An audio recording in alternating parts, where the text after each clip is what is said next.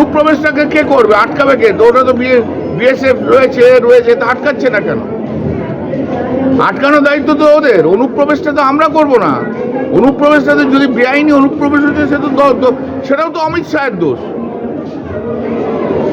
অমিত শাহের দোষ, আর এখানে কতগুলো অপদার্থ বিজেপি নেতা আছে তাদের জন্য হচ্ছে।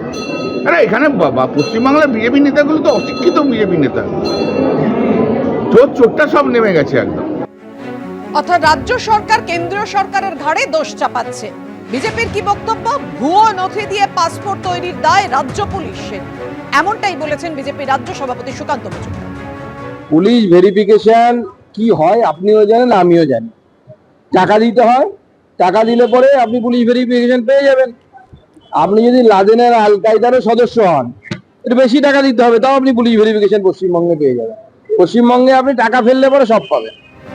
জঙ্গি যোগ, জঙ্গি অনুপ্রবেশ নিয়ে কি বলেছেন রাজ্যপাল, দেখুন। The nation is ready for any exigencies. We will take action, appropriate action. Since the matter falls within the realm of external affairs, as the governor of a state, I do not want to make any particular comments on that. We will get peace. Situation will certainly be tackled in the best possible manner by the government of India.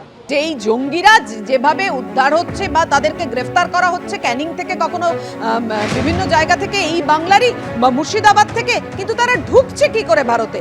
ভারতীয় পরিচয়পত্র বানিয়ে নাশকতারই গুটি সাজাচ্ছিল আনসারুল্লাহ বাংলার জঙ্গি, এমনটাই সামনে এসেছে।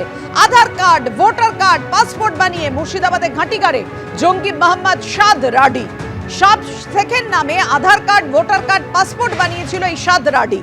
আধার কার্ডে সাব শেখের ঠিকানা ছিল হরিহরপাড়া, ভোটার লিস্ট অনুযায়ী সাব শেখ নওদার বাসিন্দা, আর ভুয়ো আধার কার্ডের ভিত্তিতে পাসপোর্টও বানিয়ে নিয়েছিল সাব শেখ ওরফে মোহাম্মদ সাদ রাডি। অর্থাৎ বুঝতেই পারছেন এই পরিচয়পত্র বানানো কতটা সহজ, কতটা ইজি, যে কারণে একের পর এক নকল পরিচয়পত্র বানিয়ে এভাবেই জঙ্গিরা ঘাঁটি গাড়ছে এই বাংলায়।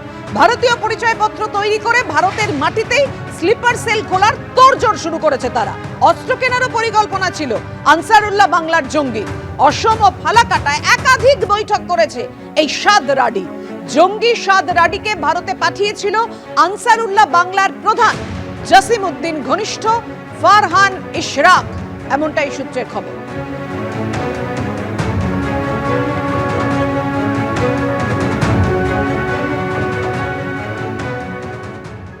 আর এই নিয়ে রাজনৈতিক চাপানুতোর তুঙ্গে। অনুপ্রবেশ কেন আটকাচ্ছে না বিএসএফ? অনুপ্রবেশ কেন হচ্ছে? দোষ অমিত শাহ, আক্রমণ শানিয়েছেন কল্যাণ বন্দ্যোপাধ্যায়।